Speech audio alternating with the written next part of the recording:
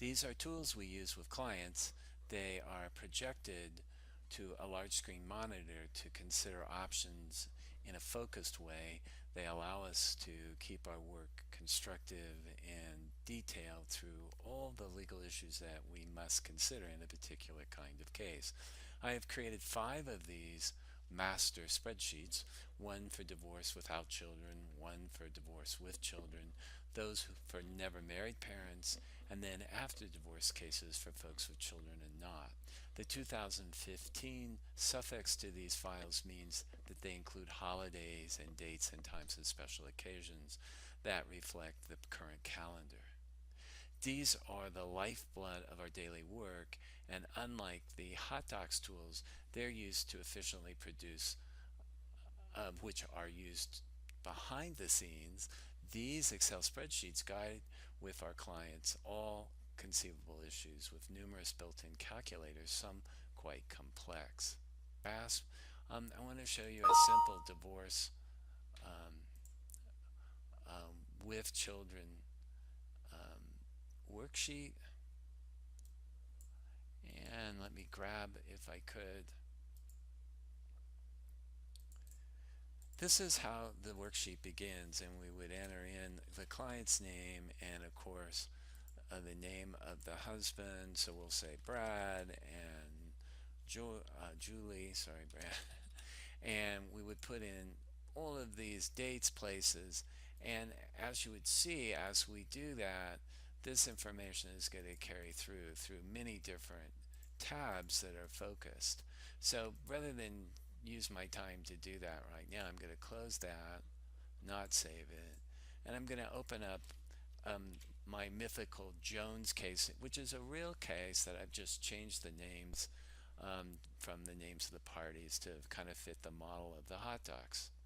This is the marriage of Jones, Bill, and Susie. You can see that when the birth dates are entered,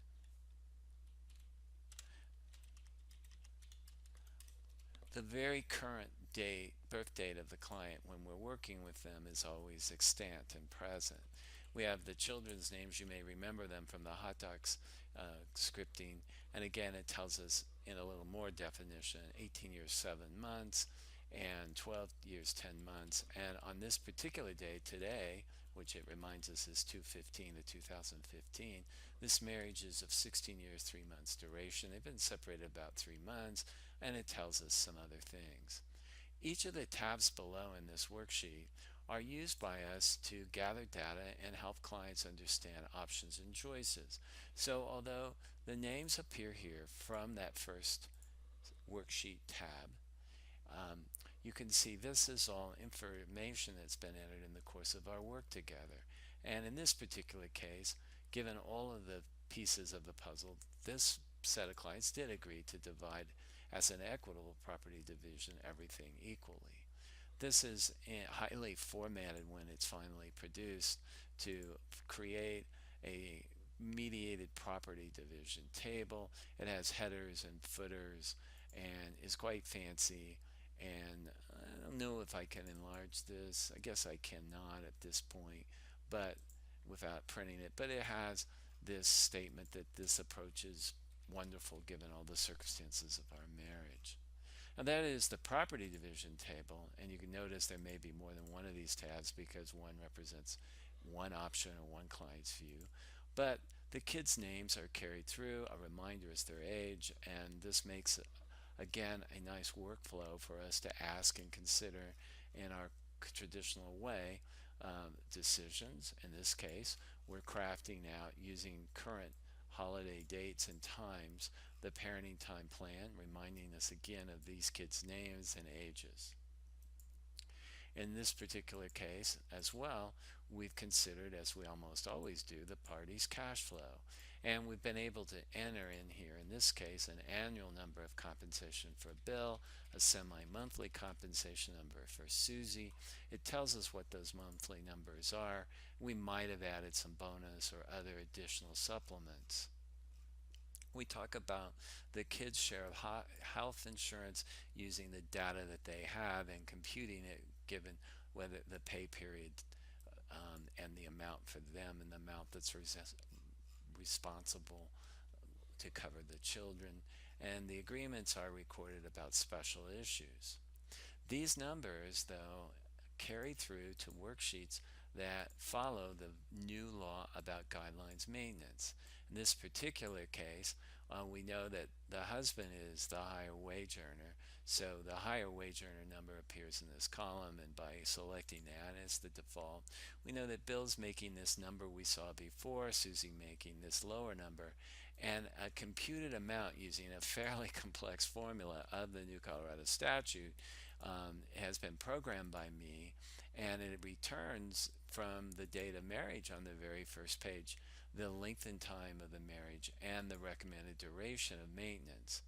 Were we to change this marriage date to a date beyond 20 years, it would reveal us, if you could see in this coding, you can see these formulas are at play. Let me just show you that if we were to change the date of this marriage to 10 15 1980, okay, it's a 34-year marriage, and when I go to guidelines maintenance, it says, yikes, this is of such a duration of marriage that you have to have ongoing or indefinite maintenance, or at least greater than 10 years of it, and this is at play in this case. I'm going to put that back like we had it, which I believe was 10 15 1996, and whether that's correct or not, I think it might have been 98. It really doesn't matter, but it recomputes for us the duration of maintenance that might be appropriate. There are many other tools built in here where we can see whether arguing for some extra bonus monies, how much difference it makes in this guidelines maintenance amount. This is a complicated formula where several different things are at play. You can see that we know how old husband is, and his full, given his birth date, we know how long his full Social Security retirement date is, and we know that there would be, if we started maintenance this February, he is young enough that he could pay up to 19 years before he could retire, and some of the presumptions that could be at play where he wouldn't be expected to pay maintenance longer would come into play. And if we changed up here the wife to the higher wage earner, then we would be able to look at a different set of data in terms of her likely retirement, because that is a limiting factor. We've kept track in this spreadsheet of the after-tax cash flow payable each of these, which we use another program which Chris is proficient in as well as me, by Thomson West, which does after divorce taxes. But this is a unique tool that I've created that captures the net cash from that tool, shows what the difference is in the person's real cash flow. Bill is losing $1,500 when he pays this combination of maintenance and child support that comes back the other direction. He knows that he has this amount, Susie knows she has that much.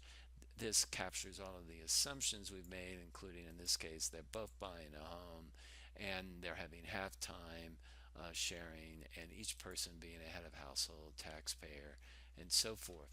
The program allows for various visions and assumptions so that we can keep track of that. In a really unique piece that I added this past year using some help from some international programmers, I created a maintenance child contingency rule calculator. The IRS disallows maintenance plans that end magically within 6 months of a special date of a child reaching 18, 21, emancipating. And that means those what were called maintenance would be disallowed. They'd be called disguised child support. So we need to calculate the periods that are bad, and that is the 6 months before and after the scrutinized dates of these two birth dates of these two children. And then we can compute using some very complex formulas, and you can see here what these look like, the safe periods. So what we're saying is you could have maintenance of 13 to 24 months if you began it on January 1 with these kids, 37 to 57 months, or 82 to 93 months, and you'd be cool and you could not be challenged for tax disguised child support and trying to get a write-off as maintenance. But you could not end maintenance at 25 months.